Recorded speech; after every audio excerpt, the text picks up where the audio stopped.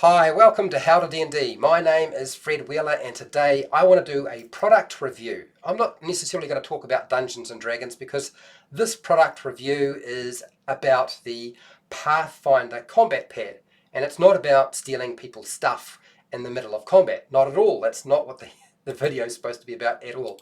We're going to talk about the Pathfinder combat pad. I'm going to show you, I'm going to explain it, and I'm going to do some demonstration. Yes, we're going to test it out.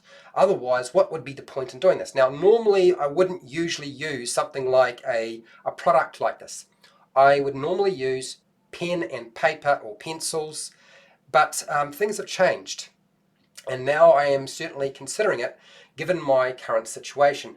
What I have to say is the product is quite expensive as far as I'm concerned. The other thing is that there's actually a second version, a second edition. As far as I can tell, what is in the second product coming out in August of 2019 is it's essentially the same product. I don't think it's going to give you anything extra that you couldn't have got before. Okay, so let's have a look at the product, have a chat about it and discussion, and then we'll go from there. Now, I have to say, for those of you who are unaware of these sorts of products, it's not the sort of product I would say every Dungeon Master needs to have. It really is going to come down to the type of Dungeon Master you are. So here it is, but just as promised. So this product looks essentially the same as the new version coming out. As I said, it's a magnetic initiative tracker, but it does a bit more than that. It also allows you to take notes. There's actually a notes section on the side of it, which I'm kind of interested by because in the past I would have tracked loss of monster hit points and other things on just a piece of paper. It includes, I'll just flip it over for you. It includes in the back, and it gives you sort of a rundown of what is in here. You get one board, which is double-sided. It's supposed to be wet and dry erase, so you can use both sides. That means you could potentially run 2 combats if you wanted to, which seems quite cool. You get 2 sheets of magnetics that you can sort of, markers that you can stick on. 13 of those are blue for the player's magnets. 13 are red for enemy or monster magnets. 9 are for green, and those are sort of like the NPC or non-player character magnets. You get 2 round arrows, so to indicate what round you're in. There's 2 of those. There's 2 markers to indicate the next round marker, and there's 2 arrows for the turn. So you can sort of place things as you see fit. Now, I'll explain how you would lay it out in a second. What I see this as, it's a great product for a Dungeon Master who wants to save paper. Essentially, everything goes onto this. If you're the sort of Dungeon Master who's not worried about keeping a record of everything and you're happy to just do it on a board, this makes a lot of sense. If you're the sort of person who needs to take a record, then you could still use this board and then use the camera on your phone and take a picture of whatever's going on. Okay, otherwise, this is the sort of product that you could give to your players so you don't have to do some of the Dungeon Master workload. And I think this is where it starts to become more useful for a Dungeon Master. So, let's open it up. Have a look inside. Okay, so we'll ditch this. This here just looks like a piece of cardboard, so nice looking hard piece of cardboard, I have to say. Magnetics sheets. There are 2 sets of magnetic sheets here. Yes, there you go. Alright, so I'll just flip those over. So as you can see, here's the board. It is double-sided, so you've got 2 sides, so you can run 2 combats if you really wanted to. Your initiative is indicated down here, so obviously at the top would be the higher initiative, at the bottom would be the lower initiative. Over here, depending on where you push your marker for your players, your monsters and your NPCs, you could put them into the action section, into the readied section, or the delay. Now, with Pathfinder, something like delay, ready, and action all makes sense. With something like Dungeons and Dragons 5e or other versions of games, something like delay might not apply to you, but you don't have to use that section. You can still use the readied and the action and leave the delay if you don't use delay in your game. And Usually Dungeons and Dragons 5e doesn't use that sort of thing. And then here, of course, is where all your notes can go. And that can be around conditions that are taking place or the loss of hit points on a monster you were tracking. And I think there's enough space you could probably track quite a few different monsters if you needed to. Okay, so let's punch out a few of these and sort of see what it looks like. What I did notice when I was sort of going through this whole process is somebody had indicated that past sheets would allow you to sort of cut out additional magnets that you could stick on. These do actually stick on. I can feel them. They're not moving around very easily, so they do stick on. There isn't that sort of indication on this sheet. What I did notice is there's no extra sheeting, but you can, because I've shown people how to make their own magnetic strips before, you could do that. It wouldn't be very difficult, right? And we'll punch out a green one as well, just like so. And we'll punch out a turn arrow, and we'll punch out a round arrow. And I honestly don't know that next round, I don't know what I would use next round for, but we've got them. So I've punched out a few. I'm going to do some marking on here. Now supposedly this is wet and dry erase, so we need to test that, right? Otherwise I'm not convinced. You've got to be convinced. So let's shift that out of the way. Let's grab a dry erase marker and just quickly write on this. I will move this out of the way because it's a bit too much white. There we go. Alright, so shuffling it over. Okay, so I'll go monster. And that is the dry erase marker. If I get a wet erase marker, and this is wet erase, monster. Okay, and then if I want to wipe that off, does it come off? Yep, dry erase just disappeared. Wet erase.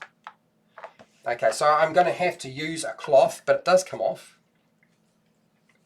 This is a damp cloth. I was slightly prepared.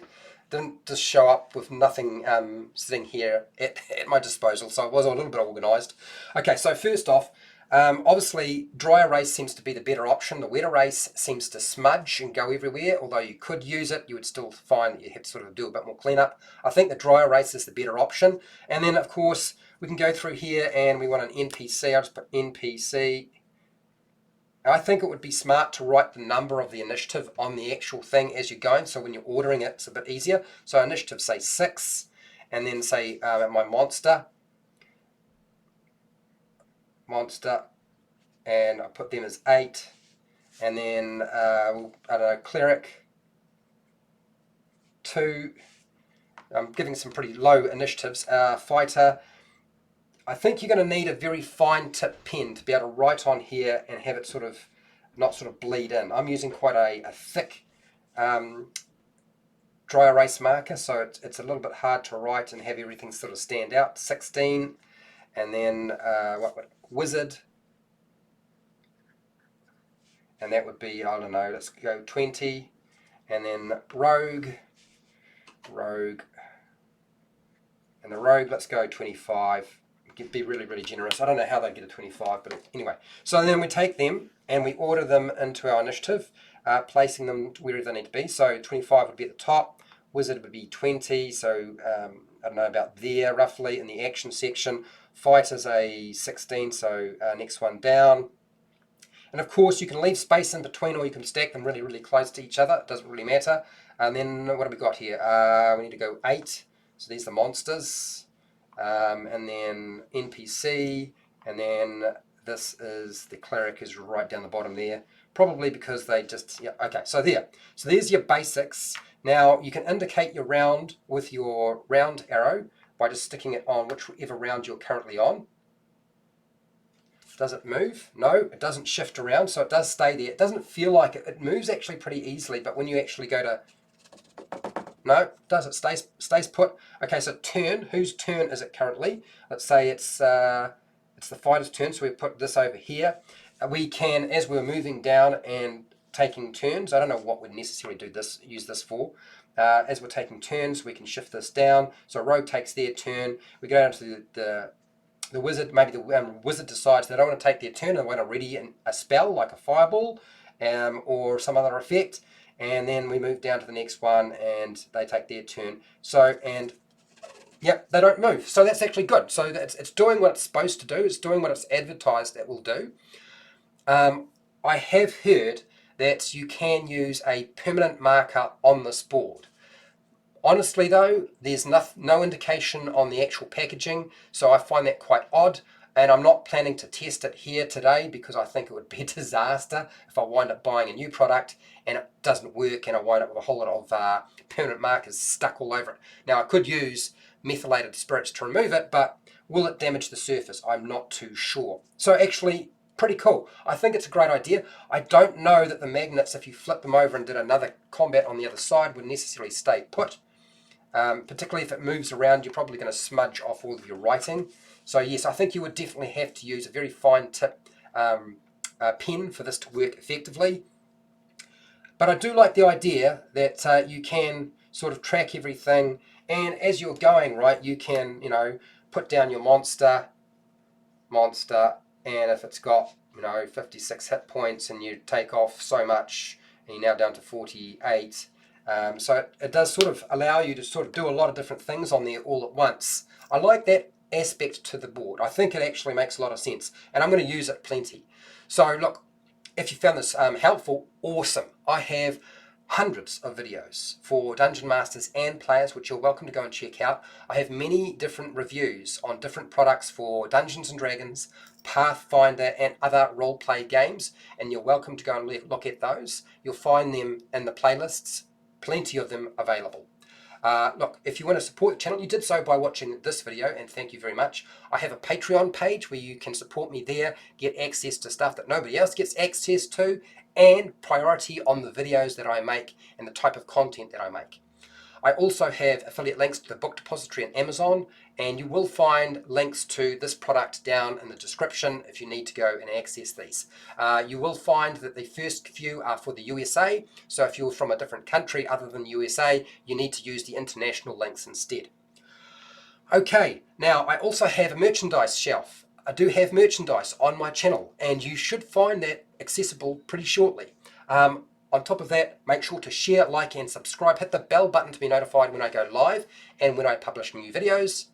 And hey, till next time, keep rolling those 20s. Oh yeah.